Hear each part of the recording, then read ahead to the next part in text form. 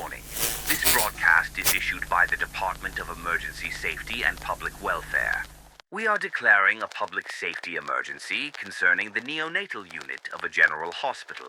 All residents are instructed to remain indoors, seal all windows and doors securely, and do not open them for any reason until further notice. At 2:06 a.m., an unexplained power failure occurred within the infant care unit. No activity was recorded during the blackout. All surveillance footage became corrupted. When the power returned, 13 cribs that had previously been occupied were once again full, with the same children in the same positions. But something was wrong. Their bodies showed no signs of injury or trauma, but no pulse or warmth could be detected.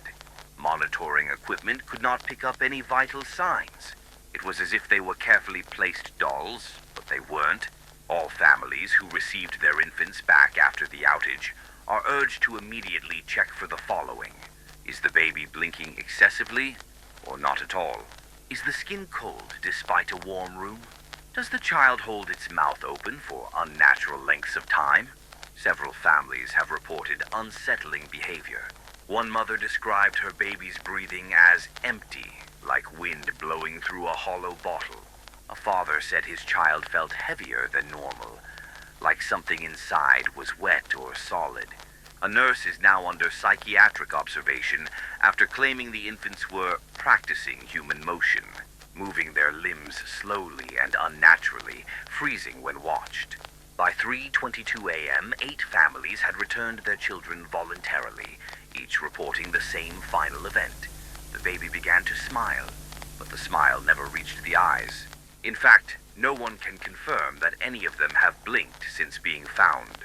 A pediatrician attempted to film a close inspection. The footage was corrupted by high-frequency static. In the final frames, the child's face appears unnaturally stretched toward the camera, its mouth gaping wider than physically possible. Audio captured a moist, garbled sound when slowed down. It resembled laughter. Do not attempt to soothe the child.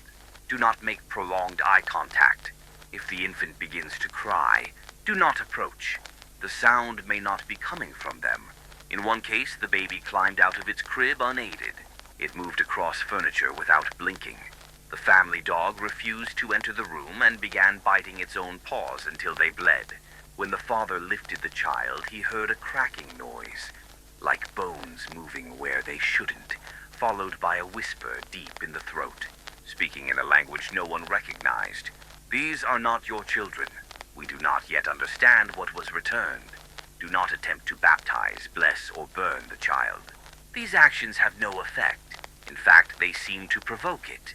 One religious official was found unconscious, his eyes turned inward, tongue fused to the roof of his mouth.